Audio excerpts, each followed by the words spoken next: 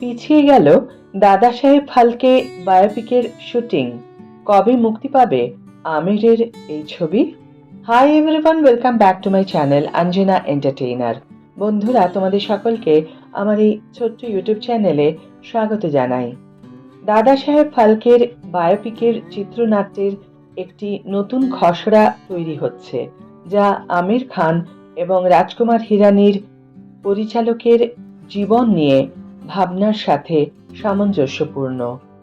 গত বছর জানা গিয়েছিল দাদা সাহেব ফালকের বায়োপিক আনতে চলেছেন পরিচালক রাজকুমার হিরানি, কিন্তু সেই ঘোষণা করার পর থেকেই আর এই ছবি নিয়ে তেমন কোনো কথা শুনতে পাওয়া যায়নি। তাহলে কি ছবি মুক্তির পথে বাধা সৃষ্টি হয়েছে? আমিরের এই ছবি মুক্তি পাবে কি? সম্প্রতি মিড ডের একটি প্রতিবেদন অনুযায়ী জানা গিয়েছে যে চিত্রনাট্য নিয়ে ছবিটি তৈরি হওয়ার কথা ছিল সেটি পাল্টে ফেলা হয়েছে। শুরু হয়েছে নতুন চিত্রনাট্য লেখার কাজ। খুব তাড়াতাড়ি লেখার কাজ শেষ হয়ে যাবে। খুব সম্ভবত আগামী মার্চ মাস থেকেই শুরু হয়ে যাবে ছবির কাজ।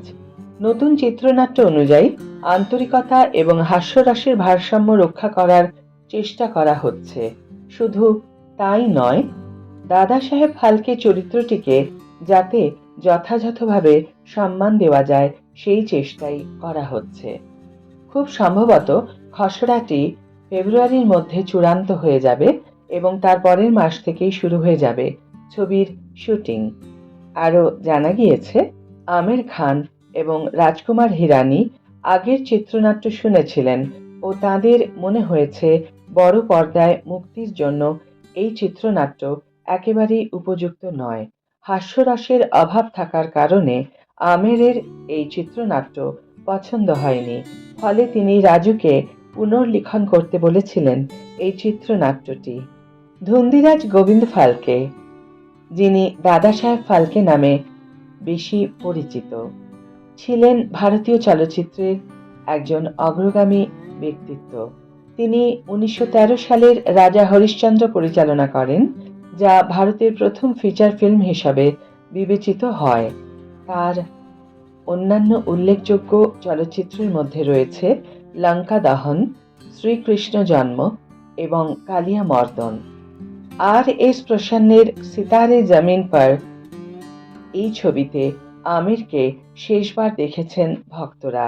এতে নবাগত আরুষ দত্ত, গোপী কৃষ্ণ বর্মা, সম্বিত দেশাই, বেদান্ত শর্মা, আয়ুষ বনসালি, আশিস পেন্সে, ঋষি সাহানি, ঋষভ জৈন, নমন মিশ্র এবং সিমরন মঙ্গেশকরের পাশাপাশি জেনেলিয়া ডি সুজাও অভিনয় করেছেন।